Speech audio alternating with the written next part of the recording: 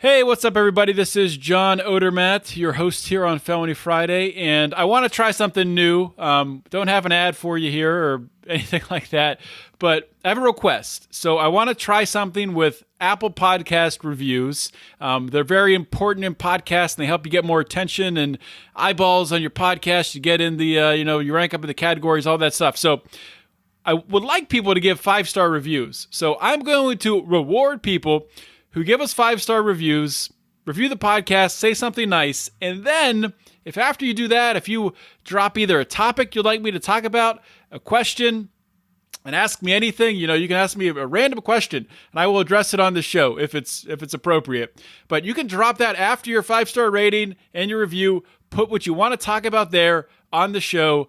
I will talk about it, and it helps the show. It helps you influence the show. It's a win-win. So please consider doing that. Make sure, even if you listen on Spotify or Overcast or whatever, do it on Apple Podcast. They have the most control right now, so do it there, and we'll see what happens. All right, thank you very much.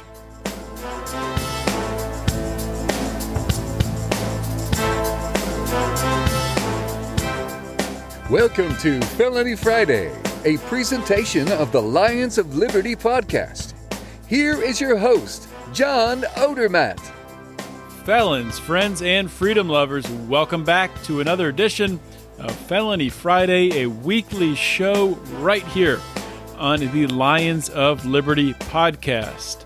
What is Felony Friday? Felony Friday is a show where every single week we're going to do a deep dive and we're going to examine and expose injustice in the broken criminal justice system. Now, if this is your first time listening to Felony Friday, your first time listening to any of the shows we have here on Lions of Liberty, sit back, relax, enjoy the show, put your feet up. If you're driving, please don't put your feet up. But if you've been back several times, if this is a regular habit of listening, why haven't you subscribed? Or maybe you have subscribed. Thank you if you subscribed. But if you haven't, please do so. Whatever podcasting app you're listening on, please just scroll up to the top there, punch that subscribe button, and you'll get every single episode of the Lions of Liberty podcast and of Felony Friday delivered to your little listening device. And also, if you really enjoy what you're hearing here, please think about giving us a 5-star rating and a review on Apple Podcast, especially if you listen there, because it helps with the algorithms and all that crazy stuff. Without further ado, let's get rolling with today's show. My guest today on Felony Friday is Chad Marks. Chad is a guy that I'm familiar with because I've seen his name floating on Facebook around for a while. Even with him still being in prison, he was doing work helping others to get out of prison. His name is one that in the criminal justice community is well known. And Chad is now out, and he got out with compassionate release on June 25th through the First Step Act. So a little bit on Chad's story, his background. Of course, we'll go into much more detail on this, but in February of 2003, Chad was convicted of conspiracy to distribute 50 grams or more of cocaine base. The case was taken to trial, and we'll talk about how that happened there, because I think that's a story in itself. And he was sentenced to serve more than 40 years in prison.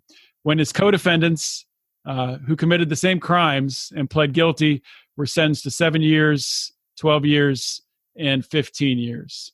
So, and to give you an idea about Chad and everything he's done while in prison, I mean, we'll talk about everything that he's accomplished while in prison.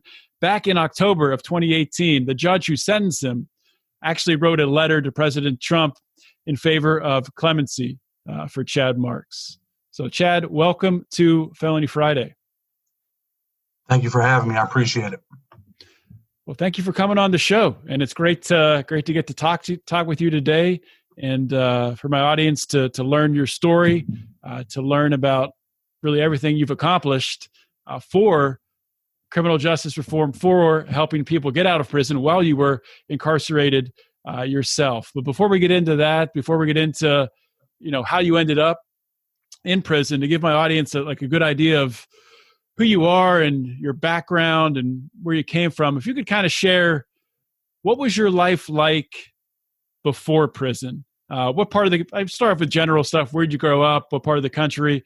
what was your family life like growing up? And, how did you really not lead up to prison? What was your life like?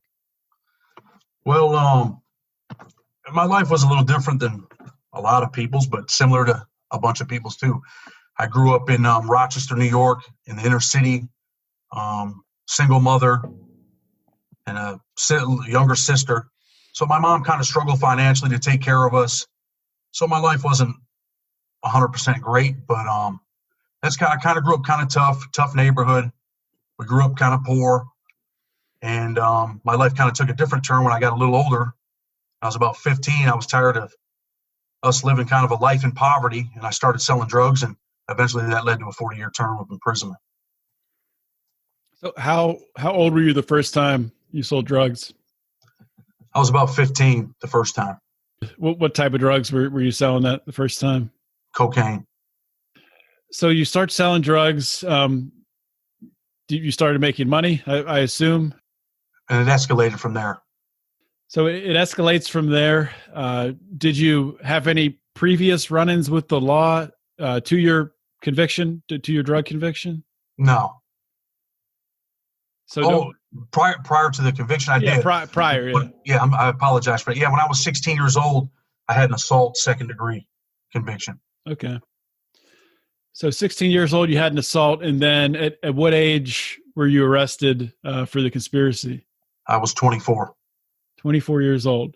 So how did that go down? How did the arrest happen? Did you have an idea that that you were in trouble, or what was the environment at the time?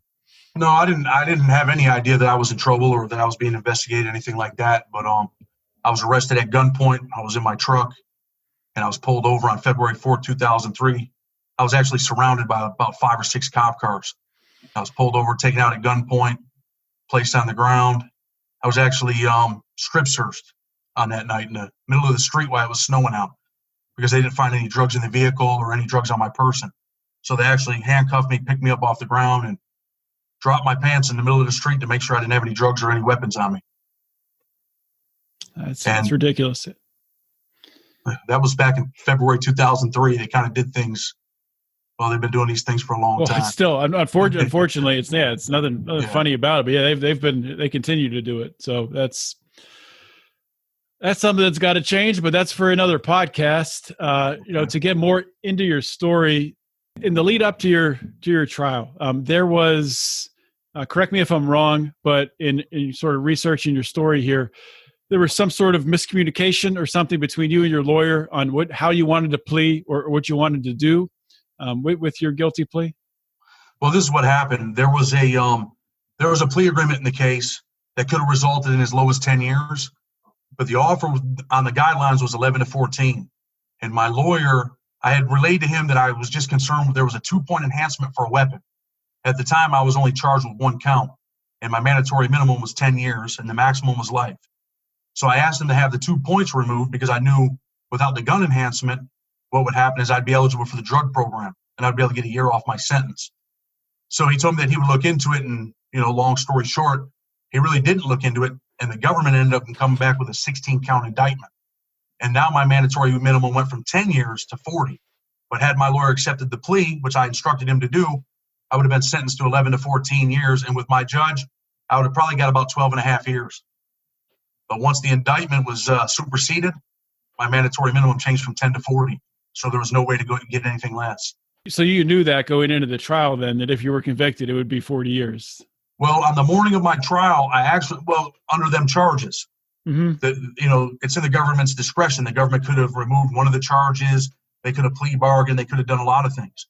So on the morning of my trial, I actually was willing to take 20 years, and they came back with a 27-year offer. And that wasn't something I was willing to take. Yeah. So I knew that I was facing a mandatory minimum of 40 years, but I honestly thought if I were convicted, I'd probably get a life sentence. That's what I thought. Oh, so you thought that going in. Wow. Yeah. So take us forward. You end up getting convicted and you're sentenced to 40 years. Yeah. Where were you at mentally at that point in time? What was your attitude going in? Well, mentally, it destroys you mentally. You start thinking, wow, how could I ever possibly do a 40-year sentence or a life sentence? So it was pretty rough, man. There were times when I had lost about 25 pounds, and literally in probably about 3 weeks. I couldn't eat. I couldn't sleep. It was rough. It was a hard go to be in that position. And I was hopeful because I knew that I had a judge that was a judge, and obviously I respect him a lot. I knew that he had some compassion. So even though I thought that it was possible, actually a life plus 30-year sentence, I still thought that I would probably get the 40 years, and I was hopeful that I would win an appeal because I knew there were things that went wrong.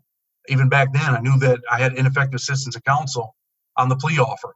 So I always believed that, hey, I'm going to get out on this plea offer issue. And I ended up, going through all that stuff and still lost on that. So if it was, without the changes to the First Step Act, I wouldn't be out here talking to you today. And so what were those changes? Can you break that down? Like what part of the First Step Act helped you to get out? Well, this is what happened. In the First Step Act, what they did was they amended the compassionate release statute. And when they amended that, it took the power away from the BOP director, because at one point it was only the BOP director that could actually petition the court on your behalf. And if the BOP director said, no, I'm not doing it, you're not getting into court. And they did that in about 95% of the cases. So now what happened was the First Step Act, Congress said, hey, look, we're going to put this power back in the judge's hands, which they should do. Mm-hmm. It shouldn't be left up to a BOP director. I don't see him, he's not personally involved in the case. I don't see him as having more power than a federal judge. And the government's actually making arguments against it now and saying, oh, yeah, the judge doesn't have the power. The only person that has that power is the BOP director. So that's another argument that they're making. But the most important thing with this First Step Act was stack 924Cs. I don't know if you're familiar with them, but what Congress did is they came in the First Step Act and they said, hey, look, what the courts have been doing for all these years is this. They've been misapplying the law. So what we're going to do is we're going to clarify our intent, what our intent was back then. And that is that people wouldn't be sentenced under stack 924Cs.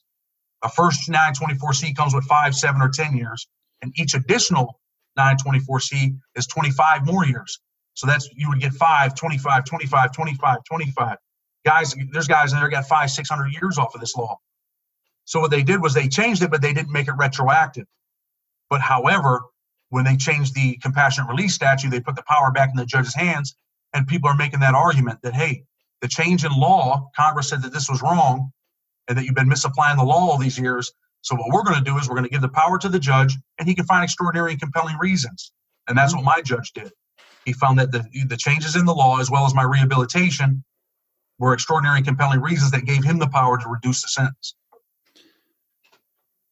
And what happened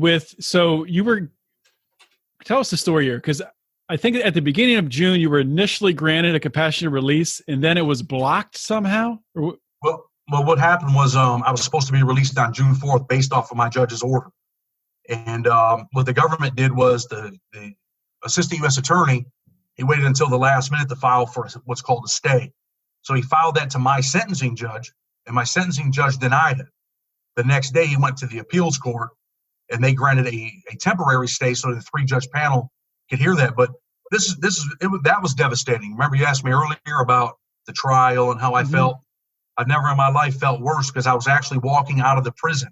I was actually outside the door and walking to the gate for them to hit the door, the metal gates, to let me out. And there was a call on the officer's speaker, and it said, "Stop Chad Marks. Hey, stop him right now." And I just kind of knew it was like getting punched in the stomach. That's like something out of a movie. That is ridiculous. Well, I think that he did it purposely. He waited 30, and my judge said it in his decision that the prosecutor waited till the 11th hour to do something like this. So it was just another part of what I call injustice, man. It's an injustice. So was this the same prosecutor that originally prosecuted you? Or? Yeah. It's been the same prosecutor. Wow, 17 and a half years. To have that 17 years later, and what kind of mental state is that guy in to pull something like that? That is crazy. It's outrageous. See, this is the thing, right? And I'm not saying all prosecutors are like this, but this is supposed to be a Department of Justice, not a Department of Prosecutions. Cases should never become personal on our side or their side. But sometimes it is personal. Sometimes they just want to put the wrench in and just twist it. And they did that to me, and it was devastating. That hurt worse. Why do you think it became personal for you from your prosecutor towards you, I should say? I'm not sure. Mm-hmm. I mean, I know that there's a lot of other people that worked in that building with him, and they've said that, I've made some relationships with attorneys, and they say, hey, this guy's always been very harsh. And I mean, he's not the most liked fella, but I don't know. I don't understand it. I've wrote letters and apologized to I've personally apologized to him in letters and said anything that I've done in the past that angered you, I want to apologize for that. When I was a young man, I made some irrational, irresponsible choices, and I deeply regret them. But he's still the same guy. Nothing to change him. Yeah. So, like, to turn all the way back to, when you were initially arrested, during that process, were you? Do you think there could have been some interactions between you back then? Were you more hard-headed back then, where you would have said something, or? Oh, interactions between me and him? Yeah. There were some. I mean, I'll be the first person to tell you that I wasn't the most respectful young man back then. But I didn't go out of my way to be disrespectful. Mm-hmm. There was something that happened during my trial where one of the jurors had dropped their papers, and my mother helped her pick up the papers. And he told the judge that my mom was talking to the jury, and that isn't what happened. My mother's a nice person. Mm-hmm. She just helped her and picked up her papers, and he told the judge that and kind of threatened to arrest my mom. I thought that was outrageous. My mother's never been arrested a day in her life. And from that point on, things just got really, really bad from that point on. So it was tough. So turning forward, I guess not, just to go back to your time in prison here, because like I talked about during the intro, you're a guy that has been, very helpful at using this expertise, this legal expertise that you've developed to help set other people free, to work for clemency for other people. So before we get into talking about some of those individual cases, so you just said yourself that, as a young man, I guess to paraphrase, you were maybe a little difficult to deal with. At what point did your outlook change? And, you went into prison, you're facing this 40-year sentence. When did your mindset start to shift? Well, my mindset was always focused on, hey, look, no one's going to fight for my life harder than I am. So I always knew that I had to get to the law library. But my first prison that I went to was USP Big Sandy. It was a pretty dangerous prison, and I seen some people viciously assaulted there.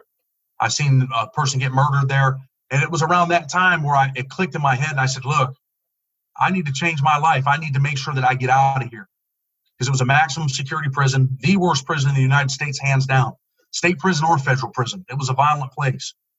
So I knew that in order to get out of that prison, I had to get to a lower security prison. And I changed my mindset. I started going to school. I started taking any kind of programs I could take. And I was in the law library every single day, and that kept me away from the unit, kept me away from the violence. And I just worked, man. I worked nonstop. I have a pretty good work ethic. And I knew that the only way I was going to get out of prison is if I got myself out.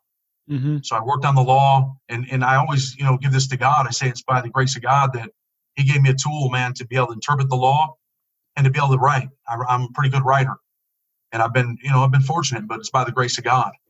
And that's when my life changed. When I seen someone get killed in federal prison, it changed my life. So you start spending time in the law library, first working on your own case, working for your own freedom. What was the first case where you started to help someone else out? One of the first cases I did was I worked for a Cuban guy when we were in USP Coleman down in Florida, and I did his 2255, and I ended up winning a evidentiary hearing on his 2255. And he went back on his evidentiary hearing, and he ended up getting they ended up negotiating, and he copped out to 25 years when he started with 23. And that was the first case I won. I want to say that was in 2009 or 2010 at USP Coleman.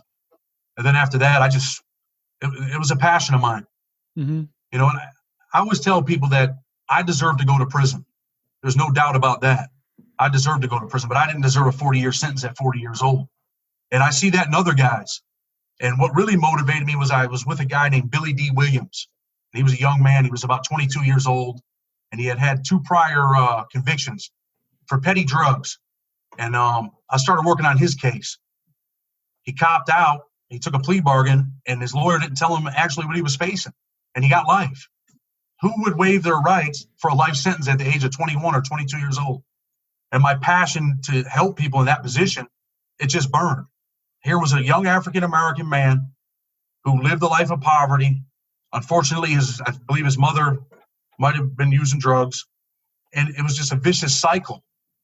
And it was personal. So I worked on his case. I didn't win, but he was granted clemency by Obama. President Obama granted him clemency, and he ended up getting out of prison, and he's doing well, and I'm thankful for that. Hey everybody, taking a quick break here from the show. Wanted to remind you all to check out my man Tyler Colford, aka Crypto Man, and his new song Free Ross. If you didn't hear my recent interview with Lynn Ulbricht, that was Felony Friday episode 230. Interviewed Lynn Ulbricht, played Tyler's song Free Ross. It's fantastic, phenomenal. Not just for the message of freeing Ross Ulbricht, but overall for changing the broken criminal justice system. All the proceeds from the Free Ross song, hashtag Free Ross by Crypto Man. You can find it on Spotify and Amazon Music. 100% of the proceeds from the song, hashtag Free Ross by Crypto Man, go towards freeing Ross Ulbricht. So please check it out. These are perilous times when they ruin your lives over victimless crimes, and they sever your ties from your business, loved ones, and family. Why? New slave labor, they barely pay you. Don't care about work ethic or major. So do you have any cases that you've worked on, in the past 10 years, however long you've been doing it, that really stick out to you, either that you're either particularly proud of or that were just very, very important to you personally? I got about 3 of them. When the Johnson decision came down from the Supreme Court, I did a case for an Asian guy, Wang Jiafu. And I had argued that his conspiracy charge was not a violent crime. And if there wasn't a violent crime, then he couldn't be convicted of the 2 924C charges. He pled guilty and had 30 years. I won that case, and we got 18 years off, and he was able to go home. Wow. And his mom wrote me a letter, and it was in broken English, but she told me that, I made her cry, but it was a happy cry. That case has always stuck out to me. Mm-hmm. I'm doing a case right now that I've been working on for a long time, and this brother's dear to me. His name's Rodney Love. He was a 24-year-old young man, ended up with a life plus 55-year sentence. He had 2 priors. I think he had 13 Oxycontin pills, I think it was, and a $10 bag of crack. Well, that put him in a position where he was facing a mandatory life sentence. Oh, my God. So he got life for the drugs and 55 years for the 924C counts, 5 for the first, 25 for the second, and another 25, and they had to run wild. So what happened was President Obama granted him clemency. And when he granted him clemency, he reduced his sentence to 26 years and 10 months. But that sentence is based off of the 2 stacked 924Cs. He lived in the cell across from me. I just left him. And I've been working tirelessly on that case. He is, I think he has the same prosecutor as Chris Young. Kim Kardashian's advocating for Chris Young for clemency, and they're both sentenced in the same courtroom to life sentences. That case is dear to me. And I won one last week, the day after I got out. Ronnie Lauderdale, another African-American brother, Christian brother, loves the Lord. He came to me and he was like, listen, man, I've had a whole bunch of people work on my case, and I don't know if I'm ever going to get out, Chad. I think I'm going to die in prison. And that bothered me when he said that. So I took on his case, and by the grace of God, he called me the other day. He was supposed to be getting on a plane to go home with his family. So he got released the day after me, but he started with a life sentence. He had 3-4 different lawyers, spent a lot of money, and couldn't get out of prison. But today he's out of prison, man, and I'm happy about that. That's amazing. I'm real passionate about that. So he got out the day after you got compassionate release. Yeah, he got compassionate release too. That's amazing. So to turn back to your case, you're out on compassionate release now. I assume you're still pushing for clemency for yourself, or where does that stand? Yeah, I still I'm hopeful that the president. I I guess the best way to say it is I'm hopeful that President Trump will find me worthy of his mercy, because I don't want to have to go down this road with the appeal, and I'm hopeful that we'll win. But there's always that. It's always in the back of my mind that, hey, I could be going back to prison for another 20 years. And if I'm out here and I'm doing the right thing and I'm a productive member of society, I don't think I should go back to prison. Mm-hmm. I'm rehabilitated, man. I care about my freedom. What the framers found so important, life, liberty, and the pursuit of happiness. I'm telling you that means something to me. I care about this country. I care about my freedom. I have a newfound respect for the rule of law, and I mean that when I say that. And there's guys in prison that I wouldn't help. If I thought they were going to get out and mess up, I wouldn't help them. They could have the best issue in the world. I wouldn't help them, because I would always tell people, if I get you out of prison and you come back, guess what it does? It ruins every opportunity for me and the men and women behind us that deserve to get out. So if I don't think you're going to go out there and be a good example, then no, that's it. I won't help you. So how does compassionate release work? What does it mean? So, I mean, you haven't been granted clemency, but what kind of restrictions do you have on you? Well, I'm on federal parole, post-supervised release. So the same thing that applies to everyone that gets released. See, a lot of people think when you hear the word compassionate release that they're letting you out because you were sick. But that's not always the case. I mean, if there's extraordinary and compelling reasons and the judge makes that finding, then you can be released. And you had asked about the cases that were dear to me. After the First Step Act came out, I had realized that there was something in there that we could use. And I was working with a guy named Conrado Cantu from Texas. He was a sheriff. He was the sheriff down there in Texas. And he ended up with, I think his sentence was 30 years. And I was explaining everything to him. And I said, look, if you want to do it, we'll do it. But I'm kind of practicing because I'm not sure, but I think I'm right.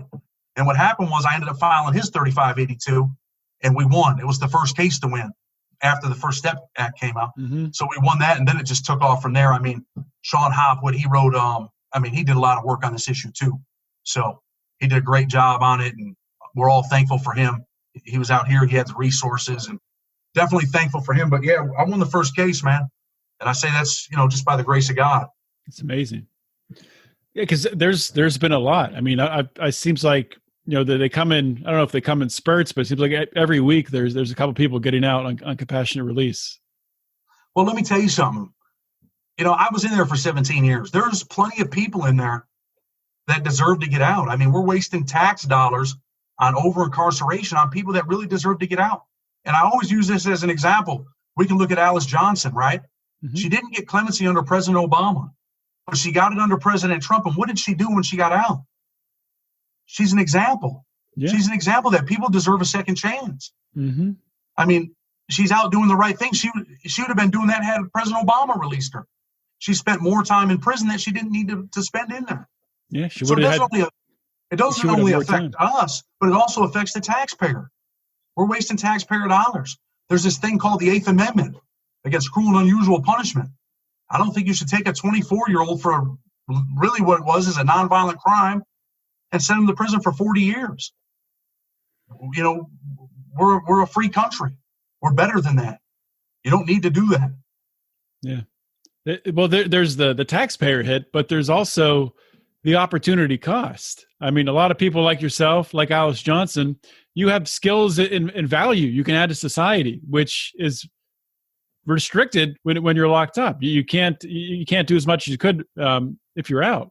So it's not only that, it's you're holding back a valuable resource from society. And I mean, it's got to change. I don't know when it will. It seems like in society, more and more people are understanding just how egregious the problem is. I think for a very long time, nobody knew that this problem even existed. They didn't know of the thousands and thousands of people like yourself who were in prison, locked up on decades-long sentences for these nonviolent drug charges. But I feel like, thanks a lot to President Obama, starting it with granting his clemency, the numbers that he did, but then ramping up even more so with President Trump.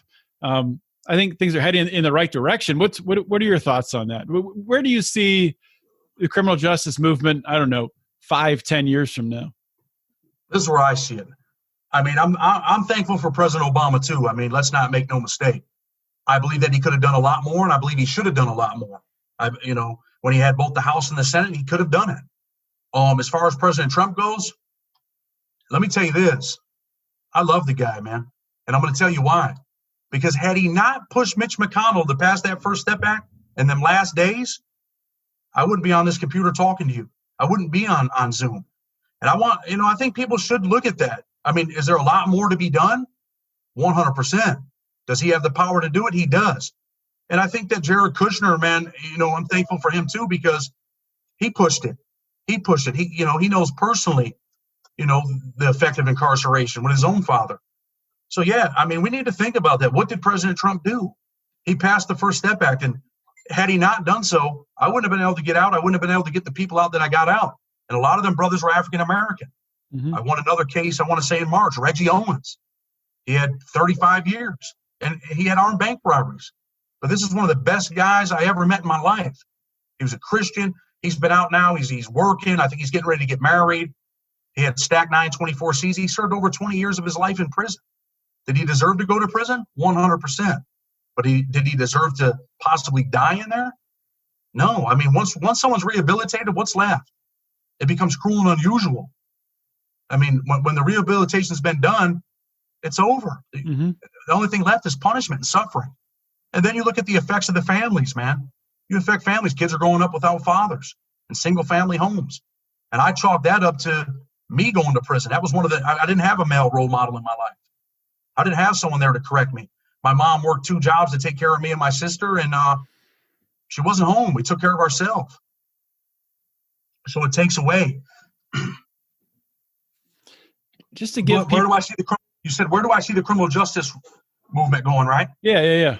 Well, let me tell you this. I refer back to Cory Booker. There was a Democratic debate, and he said, look, we said these laws were wrong in the First Step Act. He said, so what we need to do is I'm challenging every one of you to come in and grant those 13,000 people clemency, because we said the law was wrong, but it's not retroactive. So I think, statements like that and what's going on, I think the criminal justice reform movement, I think it's progressing. But we're going to lose people, man. People are going to actually die in prison and never get out. So it needs to be ramped up. We need to make this stuff retroactive. Mm-hmm. In 2010, we did it with the crack, right? We said, hey, look, the crack laws are wrong. But then we waited 8 years to say, okay, let's make that retroactive. If it's wrong for everybody. It should be retroactive. That makes zero sense at all for that not to be retroactive. No sense. I mean, especially when you're giving guys 300-400 years. There's a guy, Ian Owens. I mean, this guy's got 400 years in prison. I mean, and the guy's rehabilitated, 100% rehabilitated. For selling how much? Like what was? No, I think he had he's got some armed bank robberies. He does. Mm-hmm. But I mean, do people change? So did Sean Hopwood, right? Was it his? Yeah. And let's look at Matthew Charles, the first recipient of the First Step Act. I mean, when you look at the history there, and the judge had spoke about it, Sean Hopwood wrote about it. I mean, it was pretty bad. But what did he do? He went to prison and changed his character. And he got out he got out. Then they sent him back. That's what I'm afraid of. They sent him back, but then he got back out. And what is he doing? He changed his life, man. He's an upstanding citizen. He became the change that we seek to see in others without a shadow of a doubt. I mean, this guy really changed his life. But there's thousands and thousands of guys in there just like that. There's 1,000 more Matthew Charleses. There's 1,000 Alice Johnsons. I mean, should there be punishment? We can't live in a lawless land. Mm-hmm. There has to be punishment. But when the rehabilitation's been done, why are we leaving people in prison? There were no more programs for me. I got a college degree. I did 110 programs.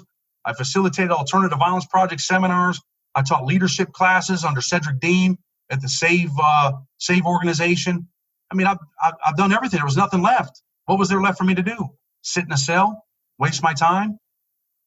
It's ridiculous. You've said twice now that you're afraid they're going to send you back. Or what's that in regard to? You're talking about, could they send you back without you even, committing a crime? What are you getting at here? Well, they got an appeal. They're appealing again. That same prosecutor, he filed an appeal, and he's arguing that the judge didn't have the power to release me. The federal sentencing judge didn't have the power. That the only person that had the power was the BOP director. He's wrong on the law. I believe he's wrong on the law. But that's what I'm worried about. I don't want to go back to prison. Mm-hmm. But there is that chance that I'm going back for another 20 years. Unbelievable. Well, so one thing I did want to ask you, because you kind of talk casually about all these people you've helped. And I mean, you know the details of the trial, their charges, everything inside and out. I'm curious, just like taking just an example, and I'm sure it varies, person to person, trial to trial, case to case, I should say. But how much time would you typically have to put in, to get to really understand the ins and outs to be able to help someone to either get clemency or to get compassionate release? Well, almost every single person that I help get out of prison, they're usually my friend first. Some guys will come in the law library and they'll start asking me, and I'll say, I'm busy. But it's usually the guys that keep coming back, and we end up becoming friends. Like I'm great friends with Ronnie Lauderdale. We were friends before I ever helped him. Mm-hmm. And he thought his life was over with. So when he came to talk to me, he was just kind of like, hey, man, he never really asked me. He waited months and months. He's like, you think you could ever help me? I said, I don't know, Ronnie. Let me look at your case. And I read it. It took me a couple weeks. I went over everything. I was like, I don't know, man, but we're going to give it a shot.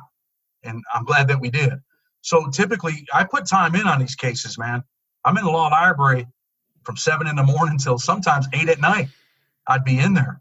And, and it's hard to get documents. I read every piece of paper in the case, man, because there might be one line that might save someone's life.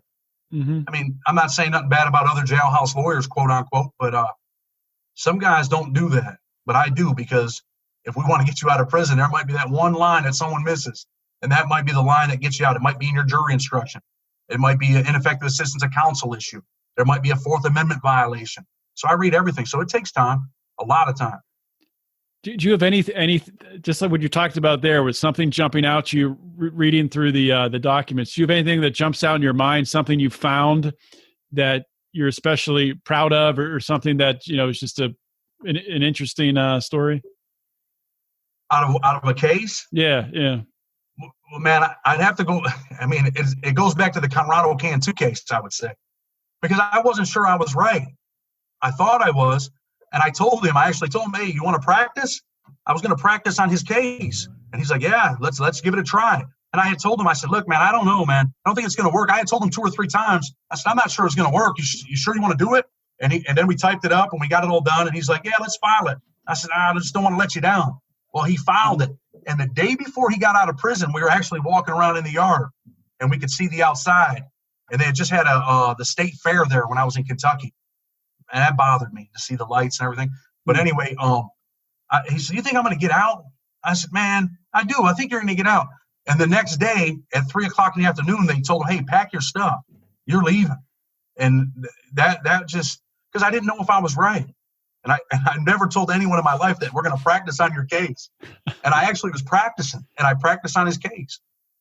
That's an amazing story. And we won, man. We won. And I'm happy for him.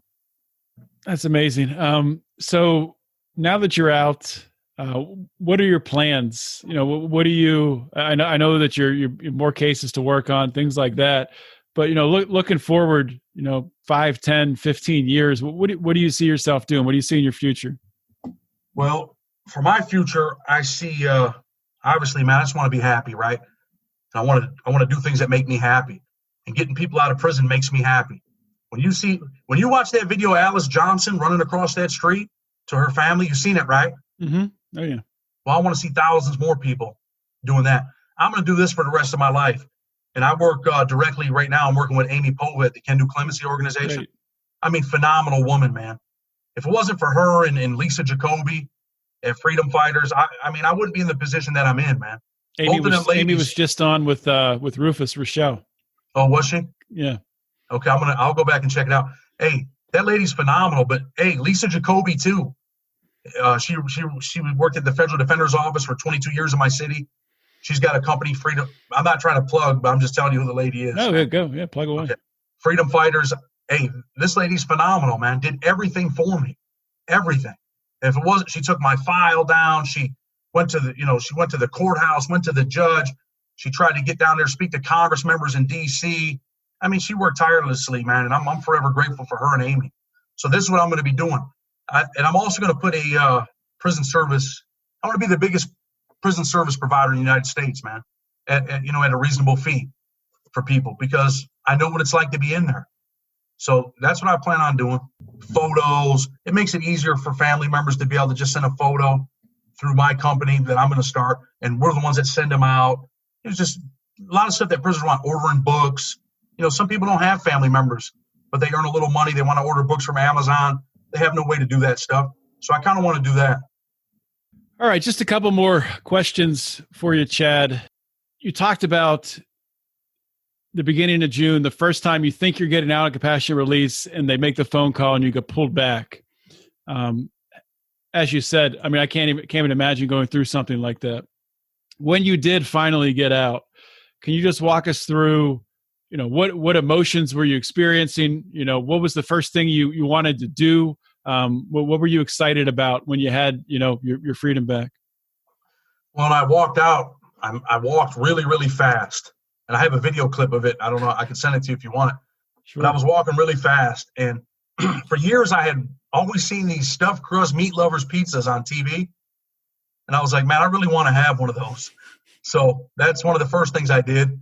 And then I knew that I had to get to work, man, because it's not just about Chad Marks. It's not just the Chad Marks story. It's all the men and women that I left behind that deserve to get out of prison. And I mean that from the bottom of my heart. So as soon as I came home, I started working, man, the next day. I had some other stuff that I had pending with other guys in courts. I pulled their stuff up on Pacer. I made some addendums and sent some of that stuff to them already. So that's my focus, man. I love doing this stuff. I've been doing it for 17 years. I'm not going to walk out of prison and be a construction worker. Yeah. That's not going to work. So this is what I do, man, and I love doing it. Yeah, well, you're obviously gifted in doing it. So that's, I mean, when you can use your gifts to help people, doesn't get any better than that, does it? Well, I appreciate it, man. So just the last thing, if you could just let people know, if I know you're on social media, give your social media for people to follow you and, follow your work and help you out any way they can. Well, I mean, like I said, it's not just about me, but there's guys that I left behind that I'd like to say. Jimmy Romans was sentenced to life in prison for marijuana, working on getting him out. If you can follow him on my Facebook page, or I don't know how all this stuff works, so I apologize. I just know I got a Facebook page. I don't know how to work the phone. One question on that, because you do a Facebook page. So how, and it was updated a lot, because I would read your Facebook page. How did that work? Who was updating your Facebook page where you were in? That was Lisa Jacoby. Okay. At Freedom Fighters. She'd do everything. She's still doing it for me. So yeah, I want to highlight these guys, man. Jimmy Romans, sentenced to life for marijuana. Christopher Hunter, he's like a brother to me and a best friend, 35 years for a cocaine charge. Rodney Love, like I spoke about, African-American brother that deserves to get out of prison, man. I love this guy, man. I want to see him get out. Brad Barnt, so people can kind of follow. If you see them on my page, there's a petition out. I'm asking people to sign it. But most importantly, let's hold, Donald Trump and Joe Biden, they're getting ready to go at it, but let's hold them accountable. Let's not forget about that crime bill. Let's demand some answers, because a lot of times they're like, well, we're going to fix the marijuana for, these are misdemeanor crimes anyway that they're talking about fixing. Let's do some real fixes. We said that this stuff was wrong. Let's make it retroactive. Joe Biden wants their vote. Okay, well, promise us that you're going to do this, because we're never going to forget what you did in the 1994 crime bill. Let's fix that. President Trump, I'm a guy from being in prison. Actions speak louder than words. And for me, President Trump's spoken. There's more to be spoke, but he's spoken, man. And let's push it. Let's push it. Let's work together. Together we'll conquer as one will fail. These are elected officials. They work for us. Let's get some work done. And, that I'll end it with that, man. But I appreciate you and appreciate everything that you do. Well, thank you, Chad. And 100% agree with you on holding Joe Biden and Donald Trump accountable right now. Now's an opportunity to use this election season to put pressure on both of them. Joe Biden can make promises, and by him making promises to grant clemency, to change laws, he can put the pressure on Trump to do it now. So 100% agree. And thank you, Chad, for coming on the show, and thank you for everything that you have done and will continue to do. It's like I said, it's a gift that you have, and to be able to use it, that's a great thing. I appreciate it, man. Thank you for listening to today's show. Another great episode of Felony Friday. As you know, Felony Friday is one of 3 shows we have here on the Lions of Liberty podcast. Of course, We kick off every single week with our Monday show hosted by Mark Claire. It's our longest running program, our flagship program, where Mark interviews leaders in the liberty movement. Every Wednesday, we have Electric Liberty Land hosted by Brian McWilliams. It's your weekly shot of culture, comedy, liberty, swearing, and just good fun. Check that out. You can get all 3 shows by subscribing for the great price of $0 per month. You get everything that we have here. So please check everything out. And if you like it all, please consider supporting what we're doing here at Lions of Liberty. A great way to do that is by joining the Lions of Liberty Pride. You can do that by going to patreon.com/Lions of Liberty.